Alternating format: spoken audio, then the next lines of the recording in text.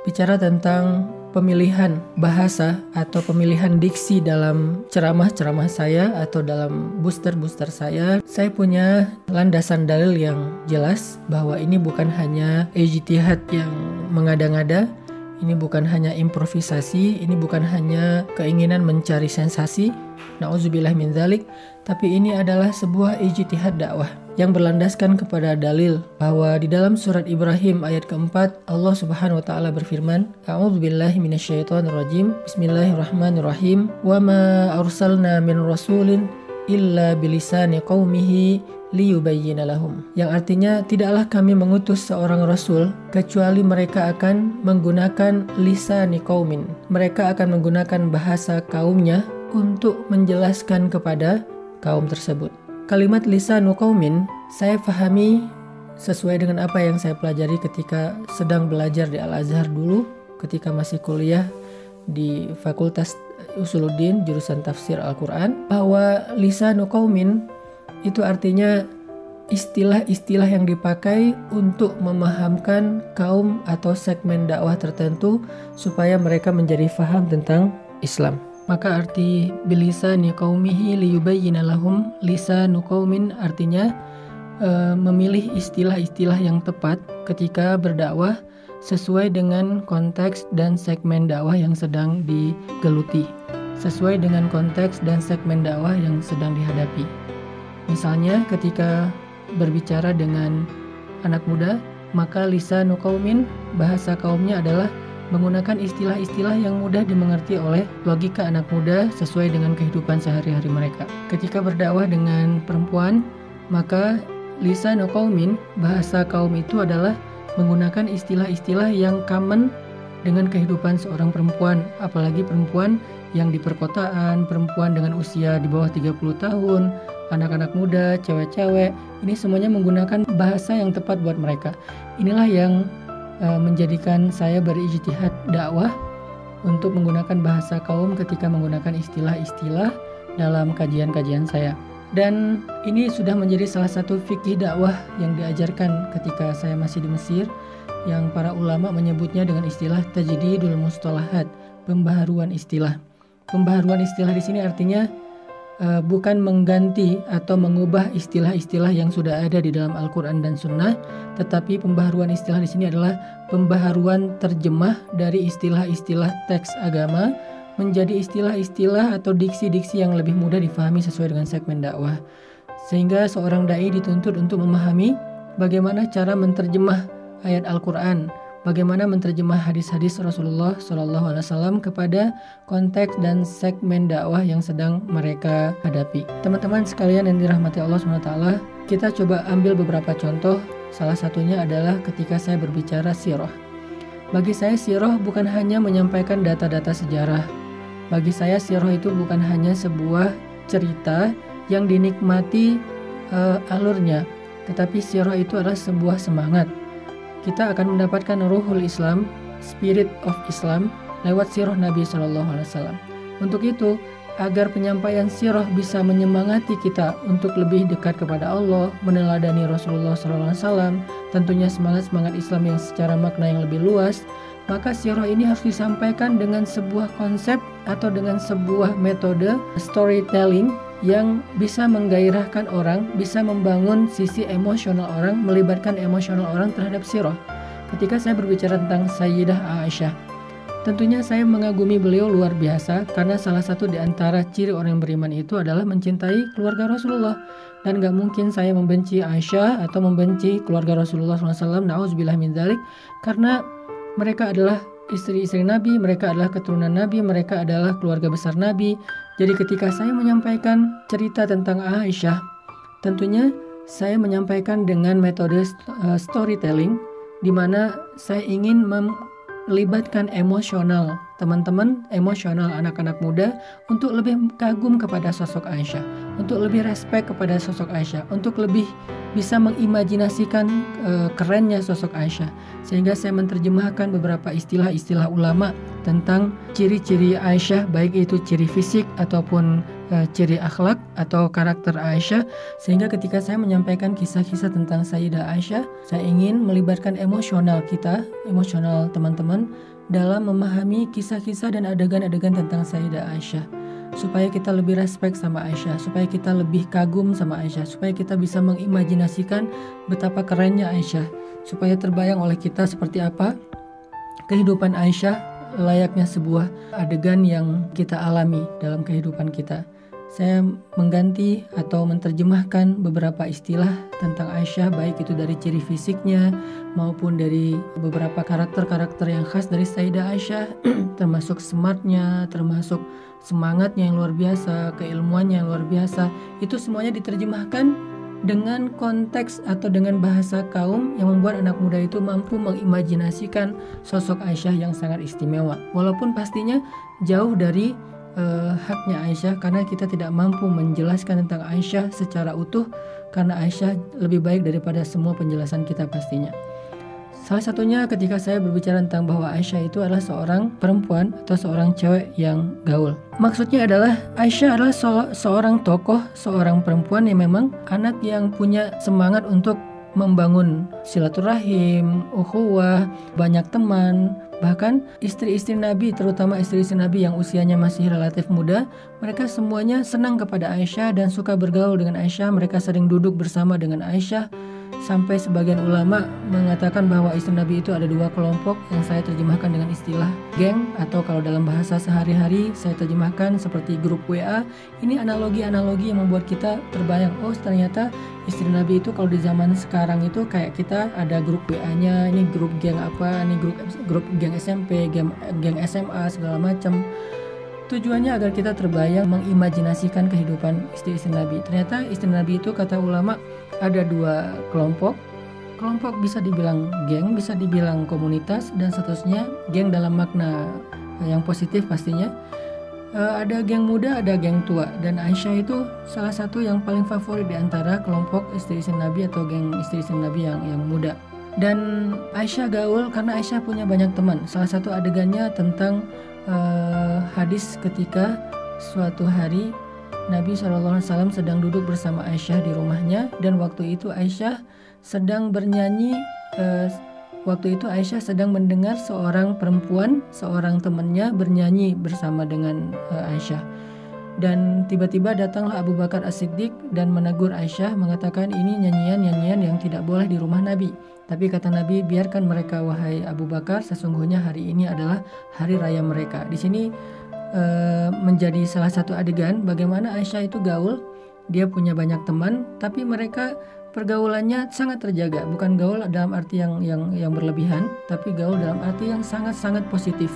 Bahwa Aisyah itu berteman dengan banyak perempuan-perempuan di kota Madinah, bahkan bukan hanya orang muhajirin tapi juga orang Ansor. Lalu dengan pergaulan itu Aisyah mengajarkan mereka tentang banyak hal, terutama fikih tentang perempuan. Kayak ada seorang perempuan datang kepada Nabi bertanya tentang bagaimana cara membersihkan darah haid, maka Aisyah mengajarkan kepada dia. Karena Aisyah ini bisa dibilang seperti PR-nya Nabi, khusus dalam masalah fikih-fikih dan hadis-hadis tentang perempuan. Aisyah lah PR-nya. Aisyah yang paling cerdas untuk menjelaskan fikih dari Rasulullah SAW kepada perempuan-perempuan Madinah. Ini artinya Aisyah adalah perempuan yang gaul dengan makna gaul untuk hal yang baik, yang positif. Karena saya tidak mau ada gap, seolah-olah gaul itu negatif, bahwa perempuan-perempuan yang gaul itu adalah tercela. Saya tidak suka dengan gap dalam agama. Saya tidak suka menjudge, sehingga kita ingin membesarkan hati teman-teman kita yang mungkin disebut anak gaul, dan mengarahkan mereka ternyata bisa gaul tanpa berbuat dosa, bisa gaul tanpa harus melanggar syariat. Dan Aisyah salah satu teladannya dalam hal ini. Kemudian Aisyah traveler. Traveler itu adalah seorang perempuan atau seorang laki-laki yang melakukan perjalanan, dan itu sesuatu yang kita semua tahu. Saya pikir tidak perlu dipermasalahkan, karena Aisyah salah satu istri Nabi yang paling sering diajak Nabi untuk traveling. Nah, traveling kadang saya terjemahkan dengan istilah touring, kadang diterjemahkan dengan istilah rihlah, dalam nuansa dakwah, dalam nuansa jihad. Yang jelas itu sebuah trip, sebuah traveling, sebuah perjalanan. Nah, Aisyah salah satu istri Nabi yang paling sering diajak oleh Nabi untuk melakukan traveling. Sehingga Aisyah punya pengalaman traveling yang baik. Aisyah itu traveler yang menjaga adab-adab traveling bagi seorang perempuan. Pesan moralnya adalah saya ingin kita sebagai perempuan, cewek-cewek ABG yang senang traveling, yang senang having trip, belajar dari Aisyah gimana ketika Aisyah melakukan sebuah traveling bersama Rasulullah. Bagaimana seorang Aisyah dalam travelingnya bisa menikmati kemesraan, romantisan antara beliau dengan Rasulullah. Kayak misalnya adegan ketika Rasulullah SAW bersama Aisyah melakukan perjalanan. Ya, perjalanan artinya traveling.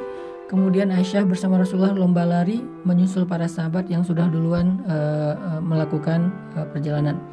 Kemudian Aisyah menang dalam lomba yang pertama dan kemudian Rasul menang dalam perlombaan yang kedua.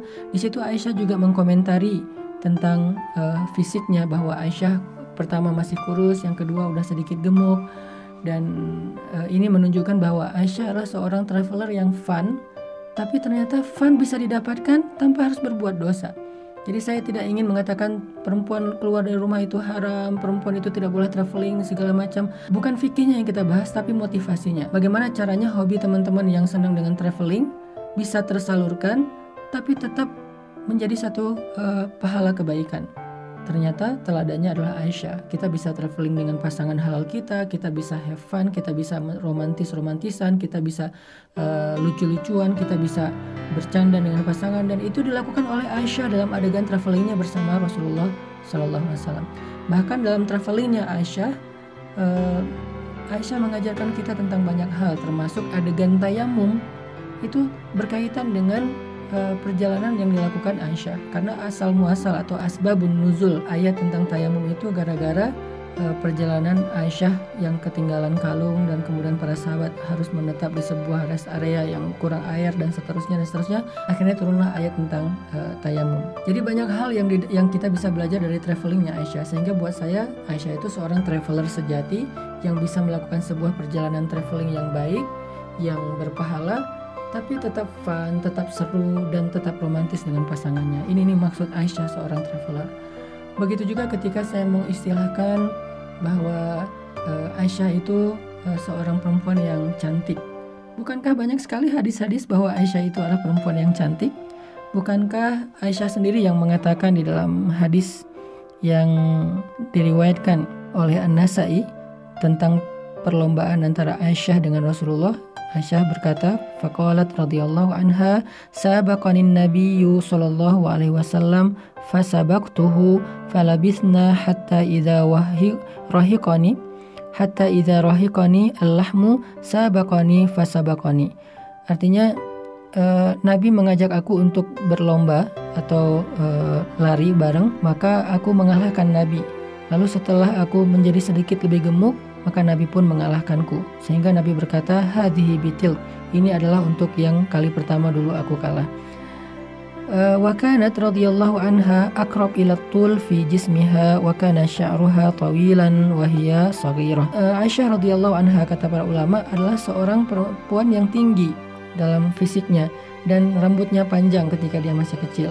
Ini artinya fisik Aisyah, banyak sekali riwayat tentang Aisyah itu anaknya tinggi, bahwa Aisyah itu ceweknya langsing, sehingga para pembawa tandu yang membawa Aisyah dalam peristiwa hadisul ifki juga mengkomentari cerita ini. Kata mereka, kenapa kami meninggalkan Aisyah dan tidak menyadari keberadaan Aisyah di dalam tandu?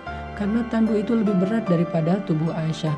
Kemudian inilah yang menginspirasi saya untuk memotivasi teman-teman akhwat, teman-teman yang cewek-cewek, perempuan, agar tetap menjaga fisiknya. Walaupun ini bukan satu-satunya ciri soleha, dan ini bukan sesuatu yang perlu terlalu diseriusin, bahwa menjaga fisik buat suami itu adalah ibadah, olahraga itu adalah ibadah, menjaga berat badan itu adalah bagian dari ibadah, bukan hanya puasa, sholat, walaupun itu semuanya keren. Ini maksud saya, salah satu ciri perempuan soleha, salah satunya adalah yang beratnya 55 kilo. Ini pasti adalah bahasa kiasan. Mungkin kita perlu belajar tentang menafsirkan bahasa, bahwa ada bahasa dalam Al-Quran itu disebut dengan bayan, kemudian ada majaz, kemudian ada mutasyabihat, dan seterusnya. Ini bahasa-bahasa yang kita pelajari dalam tafsir Al-Quran, saya pakai dalam bahasa-bahasa dakwah. Kalau bahasa saya adalah bahasa bayan, maka 55 kilo ini tidak bisa ditafsirkan. Tapi kalau 55 kilo ini adalah sebuah bahasa majaz, Maka artinya 55 kilo ini adalah sebuah analogi tentang idealnya tubuh perempuan yang disenangi oleh suaminya untuk menyenangkan suaminya, dan itu ibadah. Bahkan Nabi Shallallahu Alaihi Wasallam mengatakan salah satu di antara 3 ciri istri yang soleha itu adalah idza nazarta ilaiha sarratka. Kalau kamu melihat dia, kamu menjadi senang. Artinya kalau kamu melihat dia, dia menyenangkan hatimu dengan penampilannya. Dan dalam hadis tentang menikahi perempuan itu, salah satu yang dilihat di antara 4 adalah lijamaliha tungkahul mar'ah li arba'ah. Salah satunya lijamaliha, untuk melihat fisiknya atau kecantikannya. Tentunya kecantikan fisik ini semuanya relatif, dan ini tidak bertentangan dengan hadis Nabi innallaha la yanzuru ila aswarikum wala ila a'malikum wala ila amwalikum, dalam riwayat yang lain walakin yanzuru ila qulubikum. Sama sekali tidak bertentangan. Hadis itu berbicara tentang pentingnya niat, dan saya sudah membahas beberapa minggu ini tentang keutamaan niat, ikhlas, bahayanya riya. Itu bukan bertentangan dengan bahwa seorang hamba Allah itu harus berpenampilan menarik. Laki-laki seperti Utsman itu berpenampilan menarik, apalagi Rasulullah itu orangnya ganteng. Sahabat-sahabiat itu semuanya mereka menjaga penampilan mereka. Sahabiat itu orang-orang yang bersih, yang mereka menjaga tubuh mereka, walaupun itu bukan hal yang paling penting, tapi mereka cukup memperhatikan hal itu. Ini semuanya tidak bertentangan. Bukan berarti ketika Nabi mengatakan Allah cuma melihat kepada hati, lalu kita tidak memperhatikan fisik atau zahir kita sama sekali. Saya pikir kita perlu belajar lagi tentang syumuliyatul Islam, komprehensifnya Islam.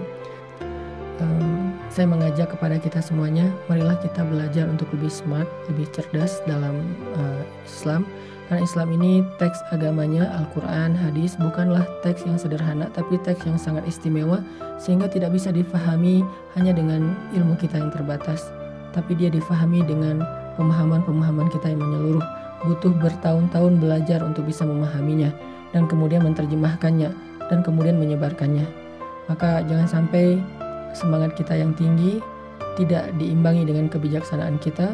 Pada akhirnya semangat itu bukan membuat kaum muslimin semakin bersatu, malah memecah belahkan di antara kita.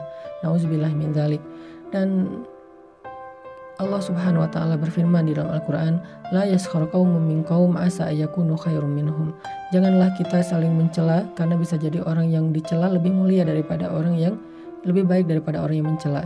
Wala tajassasu, janganlah mencari-cari kesalahan saudara kalian. Wala yaghtab ba'dukum ba'dha, jangan saling membicarakan aibnya di depan umum. Ijtanibu katsiran minadh-dhon, jauhilah prasangka. Bukankah ayat-ayat seperti ini sudah banyak? Lalu bagaimana kita mengamalkannya? Bagaimana kita mengamalkan semua ayat itu di dalam sosial media kita, dalam perilaku sosial media kita? Maka teman-teman, yuk kita sama-sama bertobat pada Allah, beristighfar pada Allah. Saya maafkan setiap teman-teman yang mungkin pernah keliru untuk menyampaikan tuduhan-tuduhan ini kepada saya, dan semoga ini menjadi penggugur dosa buat saya, dan semoga ini menjadi semakin jadi pembelajaran buat kita untuk semakin bijak. Ana uhibbukum fillah, saya mencintai kalian karena Allah Subhanahu wa taala. Barakallah. Assalamualaikum warahmatullahi wabarakatuh.